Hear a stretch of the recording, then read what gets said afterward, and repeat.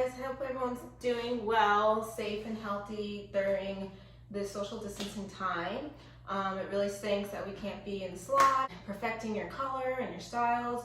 We really miss all of our clients, but during these unusual times, we just wanted to create these tutorials, and since we all have a lot of time stuck in the house, why not try to perfect your blow dry? I'm gonna go over today products that you use. Obviously everyone's hair type is different. I'll show you my products that I use on myself. I'll kind of show a couple sections, just like quick tips to make it not feel like you're killing yourself when you are doing your blow dry. So I'll do my full blow dry and then we'll kind of recap everything. And feel free, you can DM at Pixie Salon on Instagram. That's our salon's Instagram with any questions or concerns you might have after watching this video, or my personal Instagram at Hair by Dani. All right, let's get into it. So today I'm going to be using Unite products. That's like our top selling product line within the salon. I also work for Unite as well. I'm a Unite educator. I love their products. Products actually really do say what they're going to do. They have a product pretty much for everyone in the salon. So just starting with my shampoo and conditioner. So I start off by using Reunite shampoo. This is a new system within the line. Our clients are loving it. Its main purpose is for overly damaged processed hair, but I just love the feeling of it on my scalp.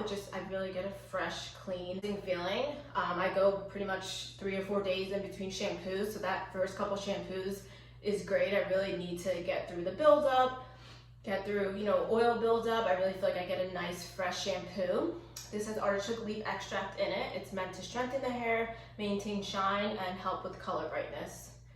And then I follow it up with my second, even sometimes third shampoo. It takes about 2 or 3 shampoos to get a great lather and clean feeling to peel my hair, just because I have a lot of it.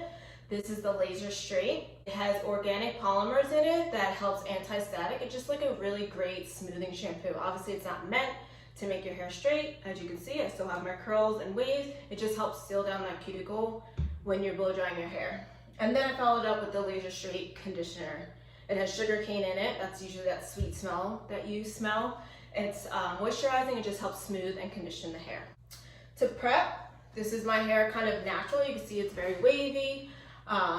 It does tend to get very big if I don't put anything in it. So I'm gonna start prepping it with the 7 seconds leave-in detangler. It's going to help with frizz. It is a heat protectant, UV protectant. It has wheat protein in it, so it's going to protect and strengthen the hair while adding shine. It's great for tangles as well. So I'm just, like I said before, I do have a lot of hair, so I just want to make sure I'm not just spraying the outer layer of my hair. So I'll just take a section or 2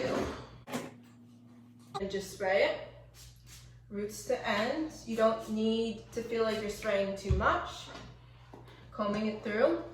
Always work from the bottom up. You don't want to feel like you're yanking at your hair or you're pulling at your hair, especially if your hair tends to get very tangled.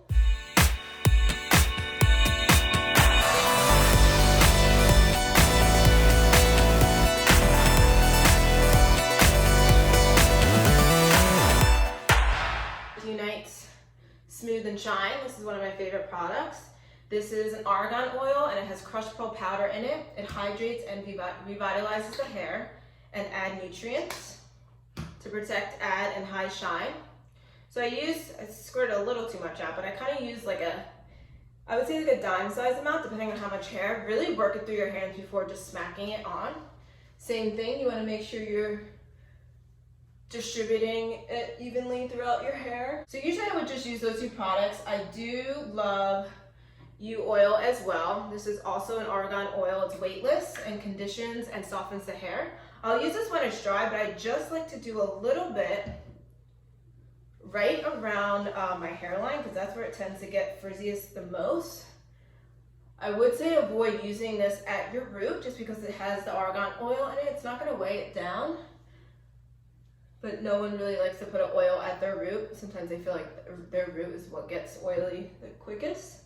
So I'll kind of just work it through my hairline just so I can get a little bit more smoothness. I tend to use a lot more tension around there just so I can get those curly waves to kind of really smooth out and I don't have like that kink. Okay, so that's my prep. I'm gonna start off by doing a rough dry. Rough drying is very important. It is what's gonna make your blow dry the quickest. So rough drying is literally just drying the hair, no brush. I like to use my fingers as almost like a tension. It's just really to get the moisture out of the hair, and then it just helps you later when you go in with the brush. It's not a lot of work when you start to use the round brush. So I like to use a very high setting on my blow dryer just because the hotter, the quicker you're gonna dry. You wanna obviously make sure you're using a heat protectant, which I did. Always make sure you have the nozzle on. If you don't have the nozzle on the blow dryer, your hair is just gonna dry in whatever direction it's gonna go. This really concentrates flow of the air where you need it. Always make sure you're pointing the nozzle down. If you're blow drying your hair up like this, it's allowing all those flyaways, all the frizz to shoot right out, and that's not what you want. You want a nice smooth blow dry.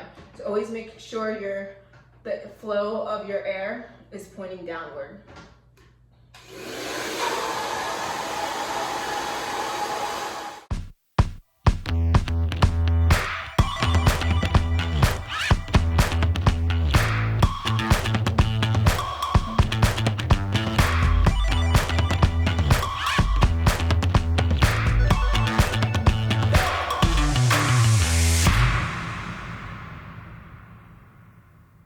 So as you can see, my hair is starting to get dry. It's not dripping at all. You can actually start to see where my frizz is coming. This is kind of where I would start to section it off. I do obviously have wet spots, but like I said, it's not dripping. If I like kind of, pull it like this, there's no water dripping out. I have a ton of hair, so I can't really just go in with the round brush. It helps me to section it out, that I feel like I'm not getting to certain parts of my hair. So this is kind of whatever you're comfortable with. Sometimes I'll go horizontal like I'm doing now, do from bottom up, or I'll go to my part, and kind of bring my sectioning down vertically and do this area and then this area. So I'm securing it with the clip, and then I'll separate this. So I'll do this section, this section. So I'm kind of going to show you when you start to go with the blow dry and the brush. It's all about hand coordination. It's really about what you're comfortable with. I personally like to hold the head part of the blow dry. Sometimes I'll start like this and then work my way up to here. I just feel like I get a lot more control. I have really small hands too, so I feel like when I go to blow dry like this, I'm not really getting a good grip of the blow dry. And then you are using two hands, so as women we are multitaskers, but sometimes it is hard to coordinate how you're pushing this down while you're winding this up. That's like obviously the hardest part, but like I said, it does take practice.